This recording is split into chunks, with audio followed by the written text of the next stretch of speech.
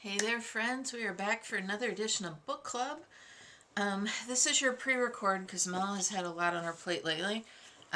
We are finishing up the Witches Encyclopedia of Magical Plants, History, Folklore, Correspondences, and Spells by Sandra Kynes.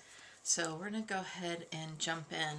So this is the third installment, and we are picking up at letter N, which starts on page 225.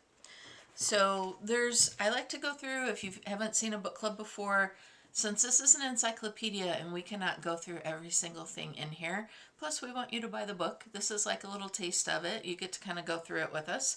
What we've been doing is just reading off the herbs that are under each letter, and then there's usually there's usually a few in each section that I like to go through and spend just a little bit more time on. Give me just 2 seconds, guys. I'm like, I can't hardly see out of these things.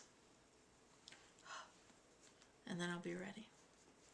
Some mornings are just like that, guys. It's early. It's early here at the shop. We're not open yet or anything, so it's just us. Okay. So as I said, we're going to be starting in letter N. So some of the herbs in this section, and again, each one has common names, Latin names, a little bit of like a descriptor where they grow, history and lore, a table of magical connections or correspondences, and spells and rituals. So the N's start with nettle, and of course nightshade, very, very popular plant. Nutmeg. Let's see, I think nightshade was the one I was going to go with out of here. So there's black nightshade, also known as blackberry nightshade, common nightshade. Then there's deadly nightshade, also known as belladonna. I like its Latin name. It's Atropa belladonna. Atropa coming from one of the names of the fates, Atropos. It's been a while since I read it, sorry. But it tells you things like it's a shrubby plant, what it looks like. It's extremely toxic. It's fatal if ingested. Touching it can irritate the skin. All parts of it are toxic except the berries. Go figure. And under history and lore, which is like my favorite part under each of these plants, it says belladonna's dark history stretches back to the ancient Romans, who reputedly used it to poison their enemies. Along with wine, it may have fueled the bacchanalian orgies. Hail Bacchus. Throughout medieval Europe and noted in the writings of Giambattista della Porta, 1535 to 1615, of course an Italian scholar, an alchemist and occultist, belladonna was believed to be a plant of witches and sorcerers who used it in their legendary flying ointment. French and German alchemists and magicians burned it to manifest spirits. In Normandy, walking barefoot on deadly nightshade was believed to cause a person to go insane. And in Scotland, it was said to enable a person to see ghosts. Yeah, if you're close to death, you might be seeing some dead people. Black nightshade was used medicinally by the Anglo-Saxons as well as in healing charms, and in Central Europe it was hung over baby cradles to help them sleep. Well, I don't know about that. But then its element is water. The astrological influences are Libra, Scorpio, Pluto, and Saturn. Deities are Circe, of course, Hecate, Macha, and other associations are the underworld. Its powers and attributes are creativity, divination, and secrets. And then there's a section that says available for purchase, and it says this plant is best worked with symbolically. And lastly, under spells and rituals, because of its association with witches' flying ointment, keep a picture of belladonna with you during journeying or astral work.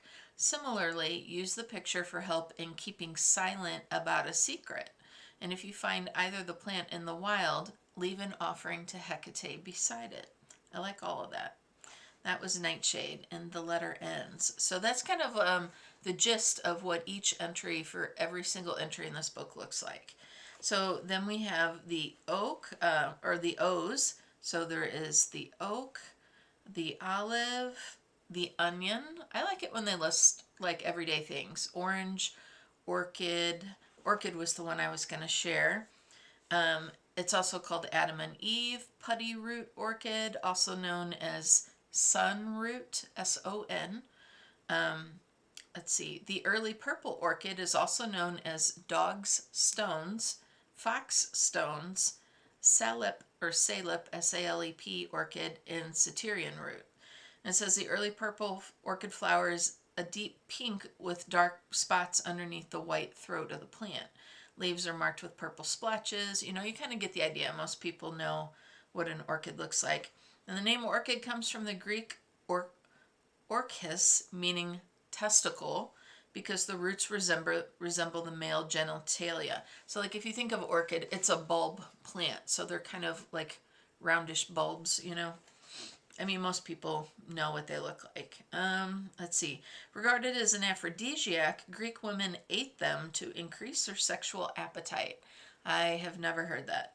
Um, According to Roman legend, the orchid roots were the food of the satyrs. Originating in the Middle East, a beverage called salep or saloop was made with powdered orchid root, milk, and sugar. The Greeks and Romans enjoyed it, as did the Germans and English centuries later. According to medieval European lore, witches used the larger of the two roots for love potions and the smaller one to ease heartbreak. And in England, orchid roots were commonly used in love charms and used in divination to see if a romantic affair would have a good outcome, and placed under a pillow to dream of a future husband. And the root was used also in the love charms of Ireland and Scotland. Element of water, astrological influences of Libra, Scorpio, and Venus, deities, Bacchus, Bacchus, Dionysus, Pan, Saturn, satyrs, used for fertility, love, loyalty, fidelity, luck, psychic abilities, and success. And under available for purchase, it says as a flower essence, whole or powdered roots. So for spells, it says that you can carry a root as an amulet to attract love or increase fertility, to strengthen commitment with your partner, split a root in half, and each keep one in a safe place. So kind of like love magic with your partner. And to aid and develop in strengthening psychic abilities, hold the root between your hands for several minutes a day, like you're making connection with that root. One second.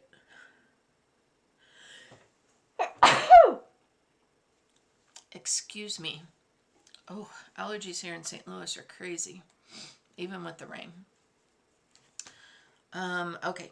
Our next letter of the alphabet, of course, is letter P.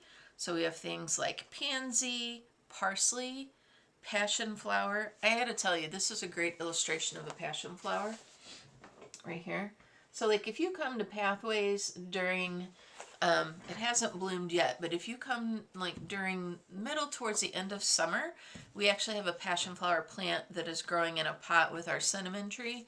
And the blooms will just show up overnight, and they're just the most beautiful thing. So if you're ever at the shop, like midsummer to late summer, look for the passion flower. It's so, so pretty. Oh, excuse me. There's also patchouli, pea, like garden pea, snow pea, snap pea, peaches and nectarines. So it's all kinds of stuff in this book. Pear, pearl wort, pennyroyal, peony or peony, depending on what side of your family is talking about it. That's how it is in my family. Pepper. I think pepper was the one I wanted to talk about.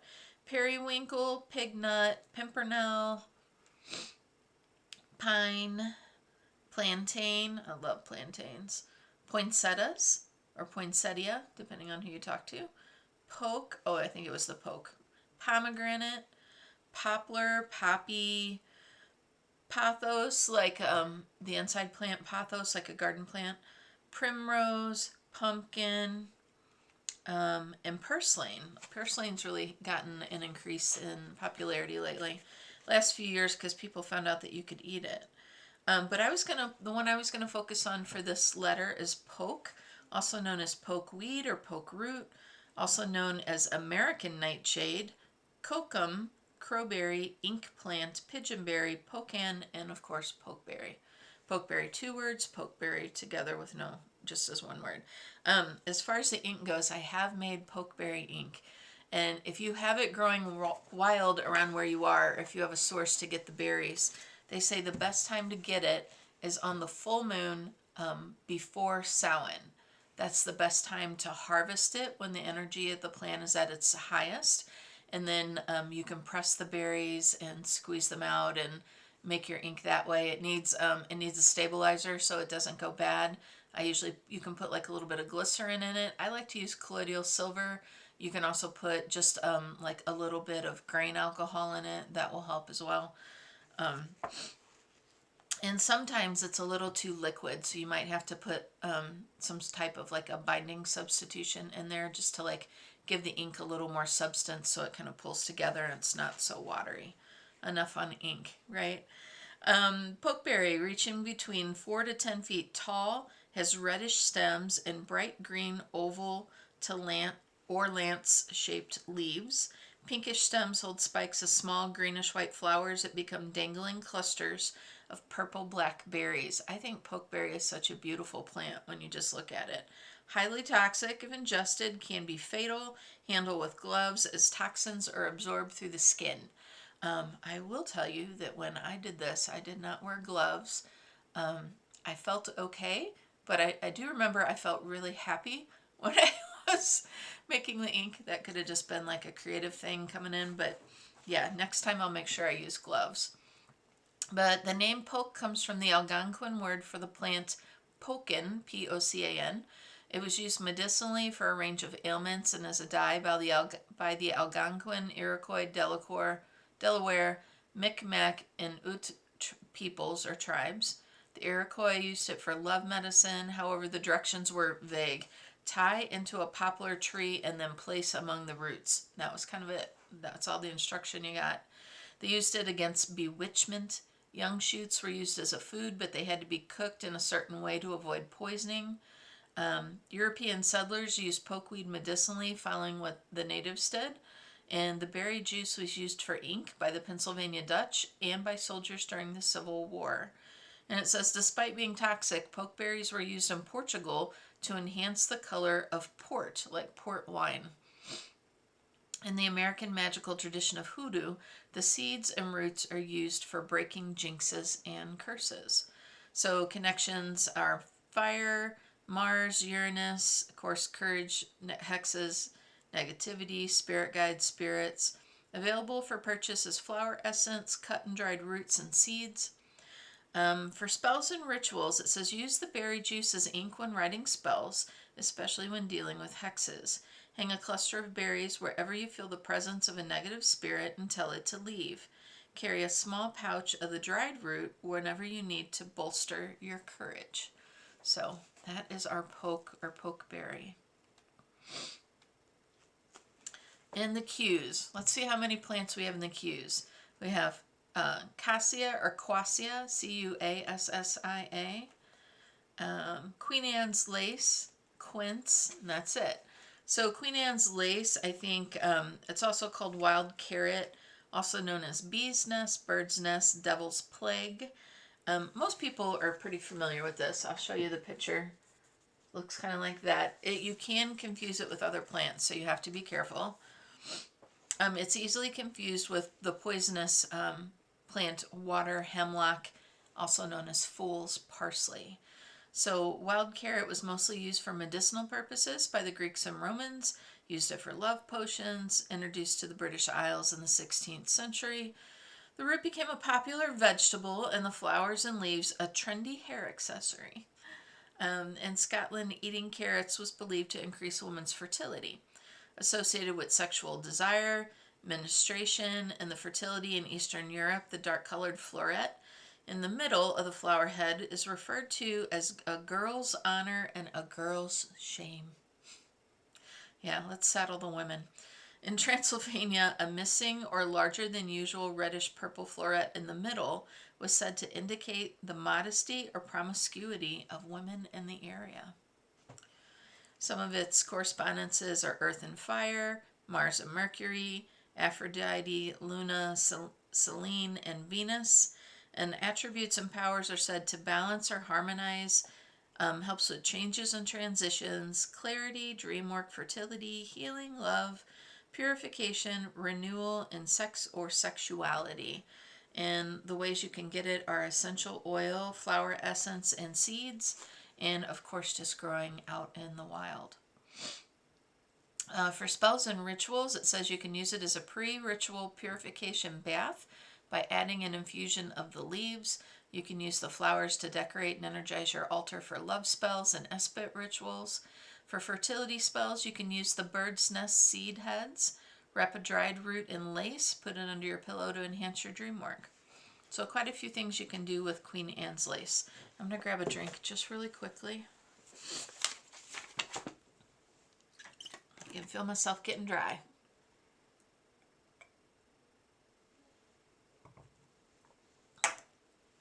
Okay.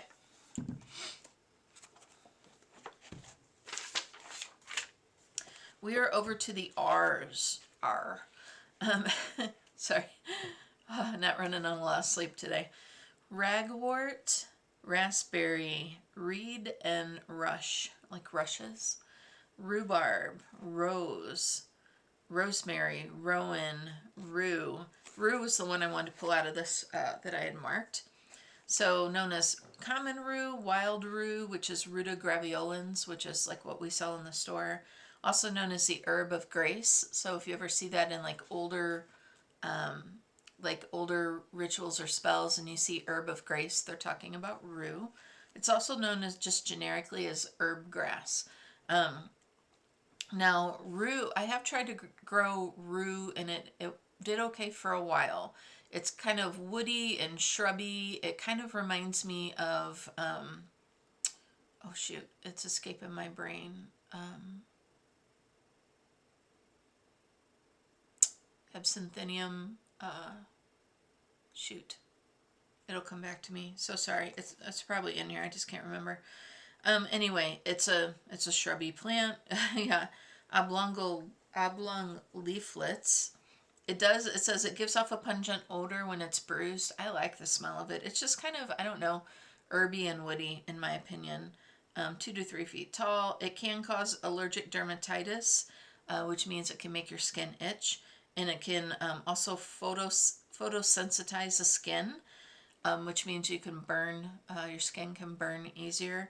And it says it is unsafe to burn it. So there's a lot of herbs that, even if they're, if it says don't ingest, there's a lot of herbs out there that you can burn over incense. I would not do that with this one unless you're outside, very, very well ventilated. So don't burn that inside your house. In Greek mythology, rue was the herb that cured Ulysses' companions from the enchantment by the sorceress Circe. And according to lore in the Middle East, rue prevented an abduction by the jinn, as well, like genies, as well as the ability to escape from them. And in the British Isles, it was believed to foster second sight and the power to see fairies. In the Austrian state of, I think it's Tyrol, Tyrol, it was an ingredient in a potion to see witches. It was grown in English gardens. Rue was seen as a good luck charm that kept evil at bay, and it is believed that a witch could not enter a home where the floors had been washed with rue. I have seen quite a few floor washes that incorporate rue. Sprigs were hung in windows to ward off the plague, and it was used in potions to cure madness. The Italians called the sprig of rue the cimaruta, from the cima di ruta, meaning a piece of rue. Makes sense. And it was worn as a protective amulet against evil eye and witches, and was used to cure ailments caused by enchantment. So we've talked actually about the cimaruta before in some of the hoodoo books and that we've gone over, but it's typically a little charm that kind of hangs upside down. So the end of the stem is where the bail is, if you're going to wear it on a necklace. So it kind of hangs down, and the flowers kind of stick out to the side. So this is a picture. This is upright, but in the charm it's upside down. But that's what it looks like. Let's see. Fire, Capricorn, Leo, Pisces, Mars, Saturn, the Sun, Circe, Diana, Mars, fairies. The Turabug is a magical entity. I'm not familiar. We talked about attributes. You can buy it cut, dried stems and leaves, seeds. You can buy plants. Sometimes you can find plants. For spells and rituals, it says prepare an outdoor space for ritual by strewing, like shaking out, Crumbled dried leaves around the area. To boost protective energy, grow rue near your front door or sprinkle the seeds under the doormat. To keep divination tools energetically ready for use, store a small pouch of seeds with your tools. I like it. Into the S's, we have sage, St. John's wort, sandalwood, sassafras, savory, seaweed. I liked that they included that. Self-heal, senna, sesame, skullcap, snake plant, snakeroot, snapdragon, snowdrop, Solomon's seal, southernwood, speedwell, spider plant, spikenard, spindle tree, which I had not heard of, spruce, spurge, which I'd also not heard of, star anise, stitchwort, stonecrop, which are like hens and chicks, storax, strawberry, sunflower, sweet flag, sweet woodruff, sweet grass, sycamore, and that's the end. The one I pulled out on that one was the spider plant. Most of us have seen those. I like the fact that, again, she covers houseplants in here as well. The spider plant, they also call that hens and chickens. I don't call it that. Ribbon plant, spider ivy. But most people know what it looks like, so I won't go into the description. Under history and lore, it says that spider plants have been used medicinally by the indigenous people of South Africa and Zimbabwe as a charm for pregnant mothers to protect them and their infants from evil spirits. I liked that. And according to Polish folklore, a flowering plant in the home indicated a wedding in the making or a baby on the way. Some of its correspondences are the element of air, powers and attributes, abundance, adaptability, fertility, negative protection against negativity, prosperity or money, and protection. And you can get it as a house plant anywhere. As far as spells and rituals go, it says it's good for clearing impurities from the air indoors. Spider plants absorb negativity and give the energy of your home a boost. As part of a fertility spell, hang one in the bathroom if you are planning a pregnancy, or root one of the babies in its own pot and place it next to your bed. So whenever it like sends off that little stalk, it usually makes like a little baby down here at the end point. So you can like pull that off and like plant that. So just to kind of give you some ideas there. I like it when you can use magic in plain sight. So like you can make your home really, really magical even if you live with people that are not, and they would be none the wiser. You know, I've done it for years, trust me. Under the T's, we have Tagetes, which is like, or Tagetes, Tagete, which is like a type of marigold. Tamarisk, tansy, tarragon, tea tree, thistle, thornapple, thyme, T.I. plant, toadflax, tobacco, tonka bean, tulips, turmeric, and turnip. And the one I picked out of this one was tonka bean. We can get those from time to time. They're really kind of hard for us to get. Also known as almendro, Brazilian teak, kumaru, Dutch tonka tree, kumaru with a K, and the tonkin bean. So the tonka bean comes from a large rainforest tree, which is probably why we're having trouble getting them, considering what we're doing to the planet. I'm off my soapbox now. Has long, oblong, glossy leaves, spiky clusters of two-tone flowers, and the green fruit looks like a small mango and contains a single seed. The oblong seed is dark brown to black. Ours is black. It's kind of wrinkly. Has a vanilla-like fragrance with a hint of almond, cinnamon, and fresh-cut hay. It says, caution. Tonka beans contain the chemical coumarin, which is a blood thinner, which can cause liver damage if ingested in excessive amounts. So the use of the tonka beans in food is banned or regulated in a number of countries. So coumarin, C-O-U-M-A-R-N, is again a blood thinner. So history and lore. It's imported from Europe by the French in the late 18th century. The beans are a sensation in the perfume industry. was later used to flavor tobacco and then as a culinary substitute for vanilla in both Europe and America. Um, in the Caribbean, the tonka seed was called the love wishing bean. I like that. And used in spells to attract love, probably because of that vanilla smell. In the American magical tradition of hoodoo, it was used to foster luck and prosperity and to help make wishes come true. Its correspondences are earth and water, Jupiter and Venus, courage, love, luck, prosperity, money, wishes, and you can find it either as whole beans or as an absolute. So, like as an herbal or an essential oil absolute, meaning that there's no carrier oil with it, so it's just straight oil. For spells and rituals, you can use it to bolster courage for a job interview or an important meeting by carrying it in your pocket or purse. For luck, place 3 in a small white pouch and use it as a talisman. As part of a love spell, write your love interest's name on a piece of paper and sprinkle it with a pinch of the grated bean. So you can kind of grate it like you would with a High John root. You don't have to use the whole thing, but you can kind of like run it along a nutmeg grater, which is usually good. Just be careful because the beans are not real big and it'd be really super easy to grate off a piece of your finger there.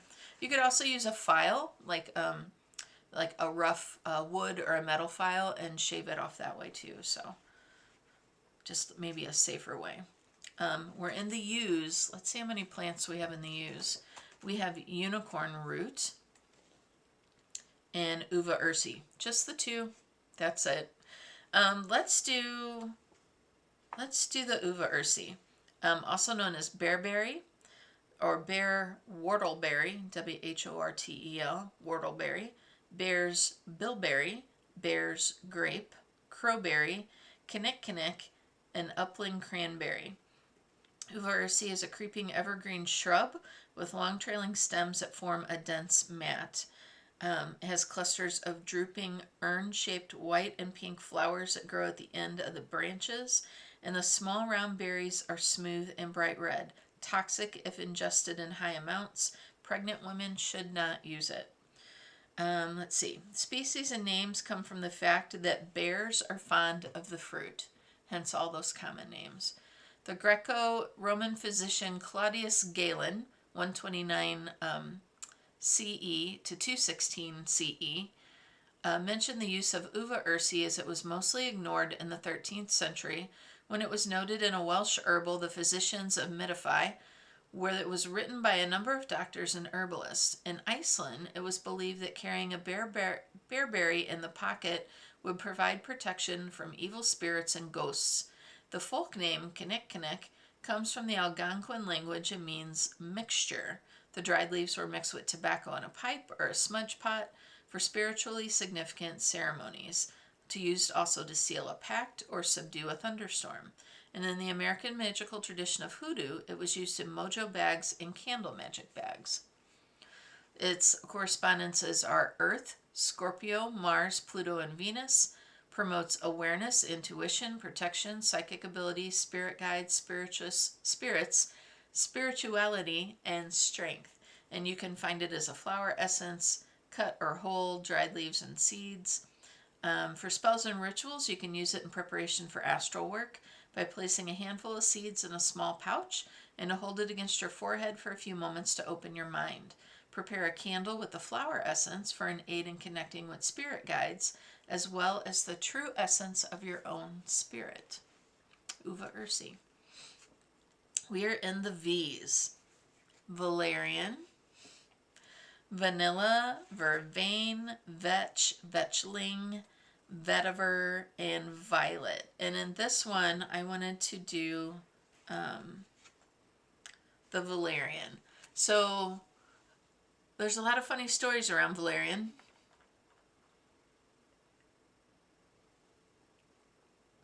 I always tell people, do you want to smell something really bad? And they're like, I don't know. I'm like, no, really smell it. So we would get the jar. We would get our, like if this is our herb jar, and it has like this cap with this plastic seal around it. And I'm like, okay, are you ready? Are you ready? And you go, oops, let me try it again. You go, and then cap it real quick and close it. Because it, when you first smell it, it doesn't smell bad. But as it hits the air and kind of wafts out, it starts to, like, my favorite description is it smells like an entire football team's used socks that they've worn all season and left in a locker during summer. That's what it smells like. So it's some people don't mind it. I don't mind it initially, but after it kind of opens like a scent in a wine would open, it smells really bad. Really, really bad. That's why when we sell it here, we double bag it. It's in two bags. And then we usually tell people to put it in their trunk. So valerian, common valerian, Valeriana officinalis, also known as all heel, cat valerian, garden heliotrope, and vandal root. So especially if you have cats, you don't want to keep it in plastic because cats will chew through that bag. Cats like the smell of feet, so make sure you put it in a jar. Let's see. It's deeply green. It has small flowers that are white or pale pink that grow in small umbrella-shaped clusters. The sweet fragrance of the flowers is usually overwhelmed by the odor of the leaves and stems, which have been described as smelling like dirty socks. I wholeheartedly agree. History and lore. Traditionally used by the Greeks and Romans, and the Greco-Roman physician Galen was the first to note that it had a sedative type quality. The Anglo-Saxons used it medicinally to deter witches. In the Balkans, it was sewn into children's clothing to ward off witches. In medieval Britain and Europe, valerian was believed to protect against the plague. And despite the plant's odor, it was regarded as an invitation to romance. And in Wales, women wore it in their bodices in hopes of holding a man's attention. In England, wearing a sprig was supposed to attract a lover or sometimes a number of suitors, and the root was placed in cupboards to scent clothing and sometimes referred to as English orris root. The fragrance appeals to cats and rodents, and according to some accounts, the Pied Piper used valerian to lure rats away from the city of Hamelin, Germany. Some of its qualities and connections are the element water, Scorpio, Virgo, Mercury, and Venus, the deities of Epona and Kupala. Powers and attributes, challenges and obstacles, to consecrate and bless, family and home, healing, love, peace, prosperity, money, protection, purification, secrets, spirit guides, spirits, and truth. And you can find it as an essential oil, a flower essence, a cut and dried root, a ground root, and seeds. Like we have it cut and dried. And ours is cut and dried root. So for spells and rituals, it says to purify magical tools, store them with a sachet of seeds. To protect the home and invite prosperity, hang a sprig of flowers over exterior door. Prepare a candle with an essential oil to aid in working with spirit guides. Prepare a love charm with the flower essence. So I'm thinking that the flower essences and anything made from the flower is going to smell a lot better than anything made from the leaves, stems, and roots, which have more of that dirty sock smell. I've never smelled anything besides the root, so I'd be interested to see what that smells like. We're in the W's. We have walnut, water lily, wayfaring tree. Oh, that's interesting. Willow, witch hazel, woad, which is the blue stuff that you see in Braveheart, the movie, the old movie now, Braveheart. Wood sorrel and wormwood. And actually the one I wanted to touch on was the woad, because you don't see a lot about it. So its Latin name is Isticus tinctoria, also known as dyer's woad, glastum, and pastel. So it only grows 3 to 5 feet tall and 3 feet wide, and it has a base rosette, like a little flower spray, of green-gray lance-shaped leaves, so they kind of grow like in a little cluster like that. Small arrow-shaped leaves grow off the flower stalks, which branch near the top, and the yellow 4-petaled flowers grow in small clusters. The flat, oblong seed pods are dark brown to black and are suspended from small stalks. And it is regarded as an invasive species, so that is the caution with that one. So most commonly known for when the Britons and Picts used it to paint their face for battle and paint their bodies. It was used as a dye plant by the Egyptians and the Romans and was a dominant source for the blue dye in many centuries. The Egyptian used it to color cloth and clothing for mummy wrappings. Woad was medicinally used by the Greeks and Romans to treat the wounds, and the Anglo-Saxons favored it for snake bites. In Central Europe, like the ancestors of the British Celts, it was used for dyeing cloth. During the Middle Ages throughout Europe, it was used as a pigment by artists. It was an important crop plant in Ireland.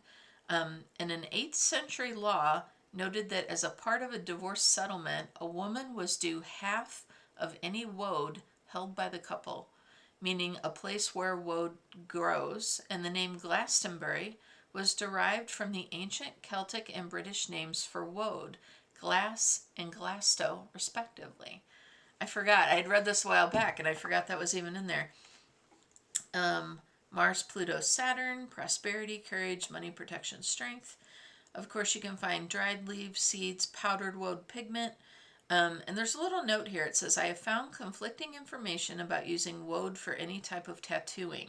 Because it is an astringent, using it on broken skin can be painful. So that's, I guess, if they're referring if you're using it in a natural dye. Some spells and rituals include leaving dried leaves in a spell, to boost courage and give strength to a warrior to deal with whatever life throws at you. Sprinkle a pinch of the dried leaves or powdered woad in the cardinal directions of your property to invite prosperity. Yeah, I just thought that it's been a little while since I read it. I totally forgot about that. Under the Y's, so we've gone to, let's see, TUVW. So there's no X's in here, just so you know. So under the Y's, we have yarrow, U, Y-E-W, yucca, Y, okay, that's it. And the one I pulled out of here was U, like American U, English U. Evergreen trees, seeds and foliage are toxic, can be fatal if ingested. Associated with the underworld and death by the Greeks and Romans, it was also symbolic of hope and rebirth. So like if you think of afterlife and reincarnation. The tree was sacred to the Celts of Gaul and the Druids of Britain. According to Greek myth, Artemis poisoned her arrows with yew sap, as did Celtic warriors. The English and the Welsh favored yew wood for longbows. French mourners carried the branches at funerals, and the English tucked sprigs of yew in burial shrouds. To the people of Northern Europe, the yew was associated with rune magic and was used for protection against witches. Always the witches. An amulet of yew wood was worn by the Germanic people for protection from bewitchment. Placing yew twigs at the entrance to caves was believed to drive dwarves away. Okay.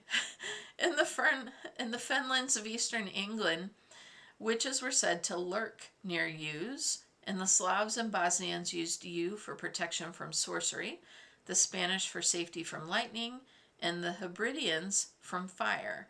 And in Welsh legend, fairies could be seen when they walked under a yew tree, and in Scotland they were said to live under them. I like it. Correspondences: air, fire, and water, Capricorn, Jupiter, Mars, and Saturn. There's a whole slew of deities: Artemis, Bacchus, hail Bacchus, Bav, Bamba, Kaliak, Boer, the Dagda, Dionysus, Dan, the Furies, Hecate, Hermes, Hala, Loki, Lu, Odin, and Saturn. Also elves and fairies. And this one has an Agam also listed. I think it's the Lodha Agam, used for the afterlife, the other world, Ostara, Samhain, and Yule.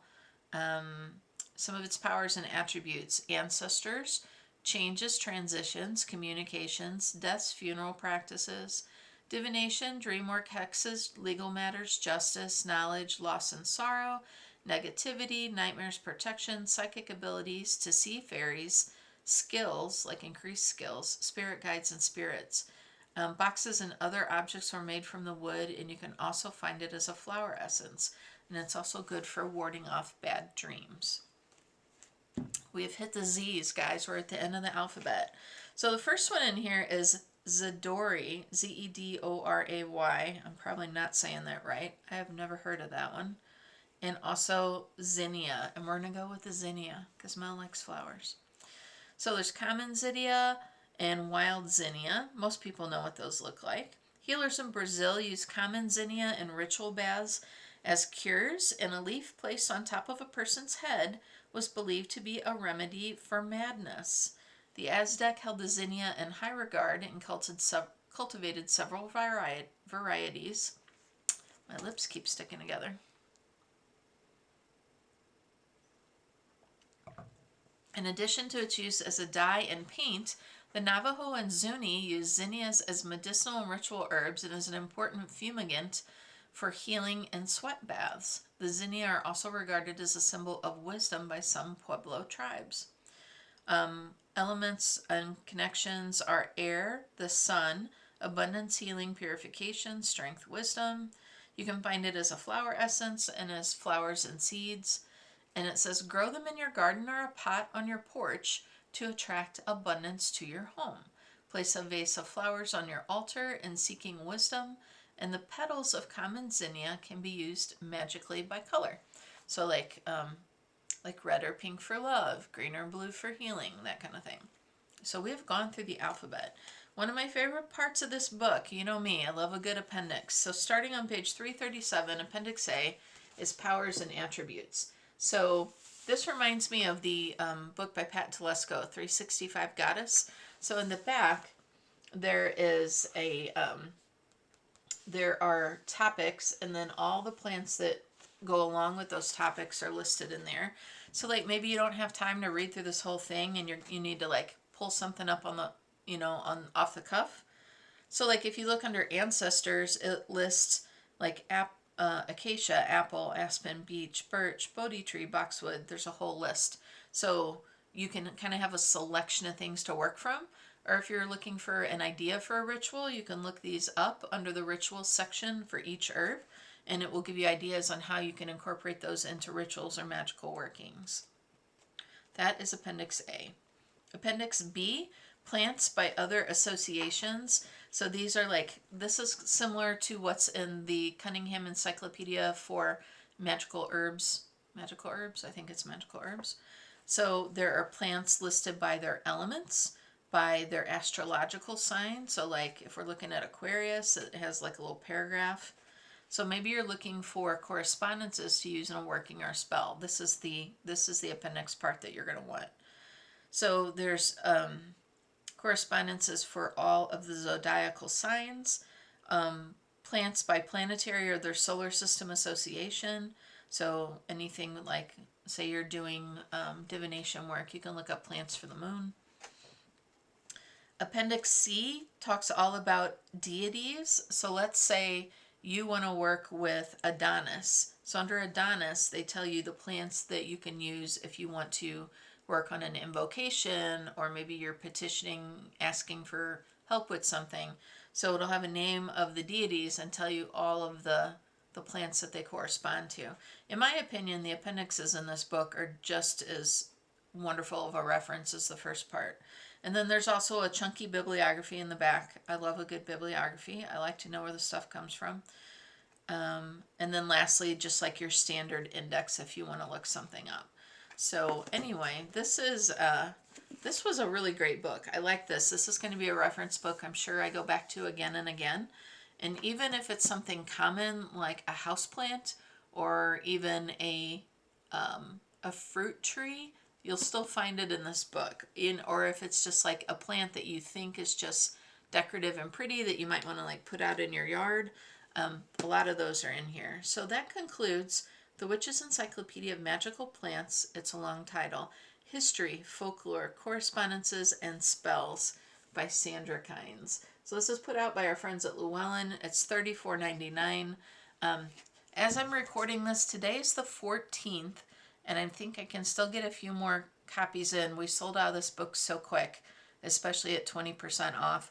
So I'm going to order some more of this, just so people can still get the book at their discount, because we should be able to get it before the end of the month. So again, thanks for sticking with us. Thanks for watching the Pathways Virtual Book Club while we wrapped up the Witches Encyclopedia of Magical Plants by Sandra Kynes. All right, guys. Whew, that was a lot to get through. Thanks for sticking with us, and be sure to watch for our next title. Still being determined at this time. There's so many good ones out there, but we'll let you know as soon as we find out. As always, thanks for your support. Blessed be, blessed we.